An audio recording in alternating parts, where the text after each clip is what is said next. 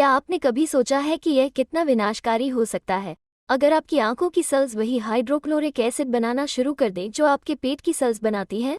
आपके पेट की सेल्स भोजन को तोड़ने में मदद करने के लिए HCl बनाती हैं, लेकिन आप निश्चित रूप से इसे अपनी आंखों में नहीं चाहेंगे। भगवान का शुक्र है कि ऐसा नहीं होता, लेकिन यह आश्चर्यजनक है क्योंकि आपकी आंखों की सेल्स और पेट की सेल्स में आपके सभी DNA होते हैं। आपके सभी DNA आपके शरीर की सेल्स में पाए जाते हैं, लेकिन देखें, जितनी मात्रा का इस्तेमाल किया जाता है उन्हें किसी तरह तय किया जाता है, वरना हमें कुछ बहुत ही अजीबोगरीब मिल सकता है। जैसे आंख की सेल्स डाइजेस्टिव एंजाइम बनाने लगेंगी, और यह सिर्फ रिसोर्सेज की बर्बादी नहीं होगी, यह अपने दोस्तों को समझाना बहुत मुश्किल होगा। कुछ जीन पर लगाम लगाना जरूरी है, कंट्रोल करना जरूरी है। याद रखें कि जीन DNA से बने होते हैं। DNA का इस्तेमाल प्रोटीन सिंथेसिस की प्रोसेस में प्रोटीन बनाने के लिए निर्देश देने के लिए किया जाता है, लेकिन एक अहम कॉन्सेप्ट यह है कि यह तय करने का एक तरीका होना चाहिए कि कौन से जीन को चालू किया जाएगा और कौन से जीन को बंद कर दिया जाएगा। इसे जीन रेगुलेशन कहा जाता है। ऐसे कई तरीके हैं जिनसे जीन को रेगुलेट किया जाता है।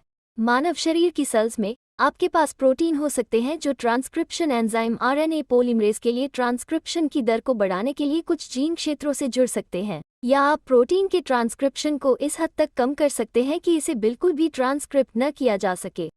यह जीन रेगुलेशन का एक रूप है। आपकी आंख की ट्रांसक्रिप्शन DNA के उस हिस्से का इस्तेमाल नहीं करती है जो आपके पेट की ट्रांसक्रिप्शन की तरह HCl बनाने के लिए कोड करती है, क्योंकि DNA के किस हिस्से का इस्तेमाल किया जाता है यह तय करने के लिए आपकी सभी सेल्स में इस तरह का रेगुलेशन होता है। लेकिन हम जीन को रेगुलेट करने के एक बहुत ही दिलचस्प तरीके के बारे में बात करने के लिए गियर बदलना चाहते हैं, जो कभी कभी विजुअलाइज करना मुश्किल हो सकता है। एक तरीका जो मनुष्यों में नहीं पाया गया है बल्कि प्रोकैरियोट्स में पाया जाता है, कुछ यूकैरियोट अपवादों के साथ। इसे ओपेरॉन कहते हैं। एक ओपेरॉन जीन को रेगुलेट करने का एक शानदार तरीका है, और यह आमतौर पर कुछ जीन्स से बना होता है जिनमें एंजाइम शामिल होते हैं। याद रखें कि एंजाइम प्रोटीन होते हैं जो उन पदार्थों को तोड़ने या बनाने की क्षमता रखते हैं जिन पर वे काम करते हैं।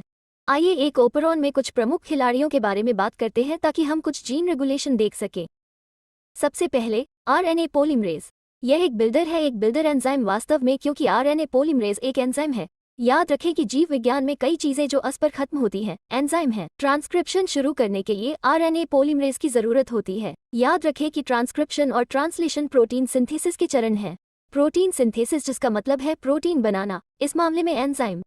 हालांकि RNA पॉलीमरेज के बारे में बात करें तो यह RNA पॉलीमरेज के लिए कहीं न कहीं बाइंड करने के लिए थोड़ा भ्रमित होता है।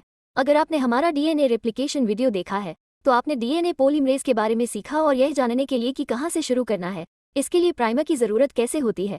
खैर, RNA पॉलीमरेज को एक प्रमोटर की जरूरत है। एक प्रमोटर DNA का एक सीक्वेंस है जहां RNA पॉलीमरेज बाइंड हो सकता है। तो आपको लग सकता है कि बस काम हो गया, आपको एक प्रमोटर से जुड़ा RNA पॉलीमरेज मिल जाएगा, है ना? आप अपना mRNA बनाते हैं जो आखिरकार प्रोटीन बनाने के लिए इस्तेमाल किया जाएगा, है ना? लेकिन DNA का यह दूसरा सीक्वेंस है जिसे ऑपरेटर कहा जाता है। ऑपरेटर DNA का एक हिस्सा है जहां एक रिप्रेसर नाम की चीज बाइंड हो सकती है। बड़ा बैड रिप्रेसर अगर ऑपरेटर से बाइंड हो तो RNA पॉलीमरेज को ब्लॉक कर देता है। खराब RNA पॉलीमरेज आगे नहीं बढ़ सकता है और कोई mRNA नहीं बनाया जा सकता है, इसलिए कोई प्रोटीन नहीं होगा। तो यहाँ हमारे सेटअप पर एक नज़र डालें। यह एक उदाहरण है जिसे लैक ओपेरॉन कहा जाता है। ध्यान दें कि DNA का एक प्रमोटर रीजन है, DNA का ऑपरेटर रीजन, और ये 3 जीन हैं, लक्स, लेसी और लैकर, जो एंजाइम्स के लिए कोड हैं जो लैक्टोज को तोड़ने की प्रोसेस में मदद करते हैं। लैक्टोज एक शुगर है। अगर लैक्टोज शुगर मौजूद है तो बैक्टीरिया चाहते हैं कि ये एंजाइम बनाए जाएं ताकि वे लैक्टोज शुगर को तोड़ने के लिए उनका इस्तेमाल कर सकें। तब वे इसे मेटाबोलाइज कर सकते हैं। भरे पेट वाले बैक्टीरिया खुश बैक्टीरिया हैं। यह रहा रिप्रेसर। यहाँ वास्तव में ओपेरॉन पर एक जीन है जो रिप्रेसर बनाने के लिए कोड करता है। इस जीन को देखें जिसे हम आई कहते हैं, इसका अपना प्रमोटर है।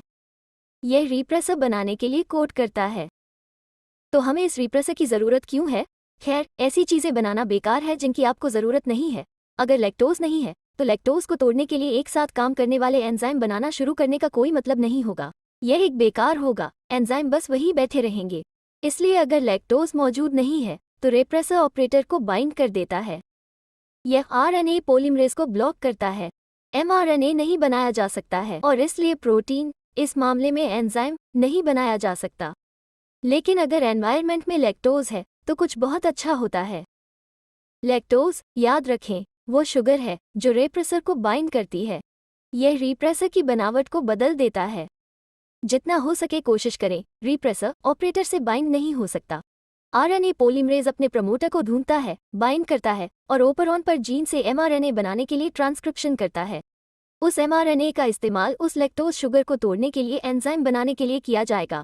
बैक्टीरिया ऐसा खाना पसंद करते हैं जो उन्हें बहुत खुश करता है।